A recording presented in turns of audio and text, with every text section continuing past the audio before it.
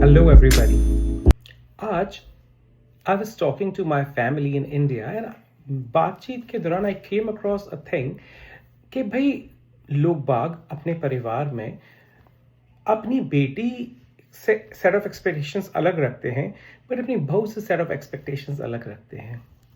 Possible है, अपने बच्चे पैम्पर्ड ही होते हैं, बट मैंने सुना कि लोग बाग ये जिक्र करते हैं कि भाई हमारी बहू जो आई है वो हमारे बेटे का थोड़ा कम ख्याल रख रही है या ज़्यादा ख्याल रख रही है, या उसको पूछ नहीं रही, वो ऑफिस से आता थका हुआ, उसको प्रॉपर खाना नहीं मिल रहा, उसको प्रॉपर डाइट नहीं मिल रही। तो सबसे पहले तो मेरा उन माँ बापों से ये सवाल है, आपकी एक्सपेक्टेशन गलत नहीं है। हमें एज अ परिवार एक दूसरे का ख्याल रखना है, हमें एज अ फैमिली एक दूसरे को सपोर्ट करना है, पर क्या ये फर्ज सिर्फ आने वाली उस बेटी का है जो आपके घर बहू बन के आई, या फिर हमने अपने टॉडलर बच्चे को भी आ दिया, उसे कुछ भी नहीं आता। देखिए, आजकल ज़माना बदल चुका है। आपको ये समझना पड़ेगा कि लड़के काम कर रहे हैं तो लड़कियां भी कंधे से कंधा मिला के काम कर रही हैं। लड़के शायद उठते हैं, सुबह उठ के ऑफिस चले जाते हैं।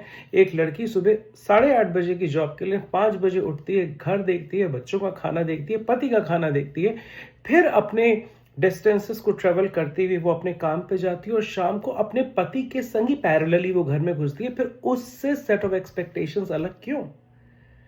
देखिए, मैं कोई लड़ाई झगड़े वाली बात नहीं कर रहा। मेरा सिर्फ आपसे ये गुजारिश है, ये कहना है कि सबको सेम काम करना चाहिए। अगर वाइफ आके किचन में लग रही है तो हस्बैंड का फर्ज है कि वो कह दे कि अच्छा यार तुम खाना लगा रही हो, चलो मैं इसके बाद डिशेस कर दूंगा, या जैसे हम लोग कनाडा में करते हैं मैं डिश वॉशर लगा दूंगा, या लाओ if you are doing something and I can parallelly chop off some vegetables which can help you tomorrow.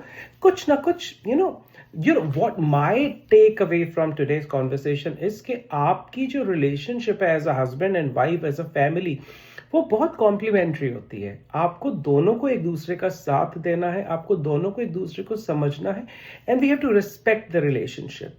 That is what I mean to say. और घर में सभी बड़े जनों का ये फर्ज बनता है कि वो ऐसे बुरा ना माने और अपने बहू को भी अपनी बेटी होने का दर्जा दें, क्योंकि आपकी बेटी भी किसी के घर की बहू है। सो आप घर में ऐसा माहौल रखें दैट एवरीबडी, अगर सास ससुर भी संग रहते हैं, एवरीबडी कॉन्ट्रीब्यूट्स टू समथिंग। सब रह रहे हैं ना, सब साथ है ना, तो सब काम क्यों नहीं करेंगे? Everybody contributes. आप छोटा करें बड़ा करें, कुछ भी, for example, a senior citizen can go down, do a small walk, get vegetables for the house, anything. So आप संग रहें, खुश रहें।